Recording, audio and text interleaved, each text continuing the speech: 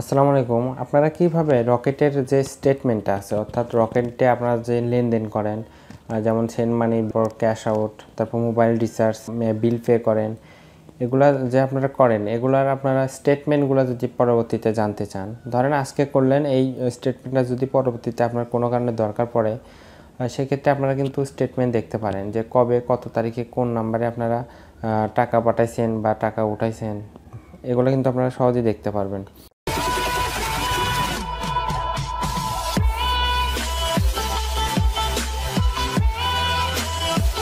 তো এটা দেখার জন্য আপনাদের কিন্তু কোনো ধরনের অ্যাপ্লিকেশনও ইউজ করা লাগবে না, অর্থাৎ রকেটের যে অ্যাপ্লিকেশন আছে ওটা ইউজ করার কোনো দরকার নাই। তো আপনারা জাস্ট ডায়ালের মাধ্যমে কিন্তু এটা করতে পারেন। তো এটার জন্য আপনারা কী করবেন, ডায়াল পেটে চলে আসবেন, এখানে এসে লিখবেন *322#, এটা লিখে কলে ক্লিক করে দিবেন।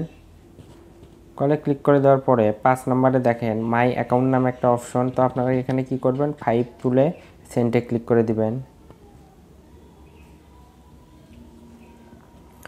এরপর যেটা করতে হবে, এখানে দেখেন 2 নম্বরে স্টেটমেন্ট নামে একটা অপশন। তো আপনারা কী করবেন, এখানে 2 তুলবেন, তুলে এখানে সেন্টে ক্লিক করবেন। এরপর আপনাদের যেটা করতে হবে, এখানে আপনাদের রকেটের যে পাসওয়ার্ডটা আছে ওই পাসওয়ার্ডটা এখানে দিয়ে দিবেন। দিয়ে দেওয়ার পরে যে সেন্টে ক্লিক করবেন। তো এখানে দেখেন আমার এখানে লেখা আছে your request is receiver successfully. এখন দেখেন আমাদের কিন্তু একটা মেসেজ দিয়ে দিছে। তো আমি এটা ক্যান্সেল করলাম।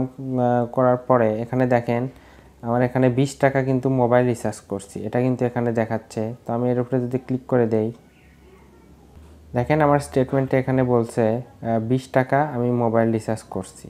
তো আপনারা চাইলে কিন্তু এই সেমভাবে আপনারা স্টেটমেন্ট দেখতে পারেন।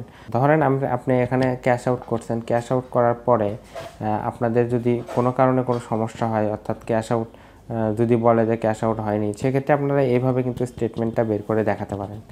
তো ধন্যবাদ সবাইকে। আর ভিডিওটা ভালো লাগলে অবশ্যই চ্যানেলটা সাবস্ক্রাইব করে দেবেন, লাইক কমেন্ট করবেন।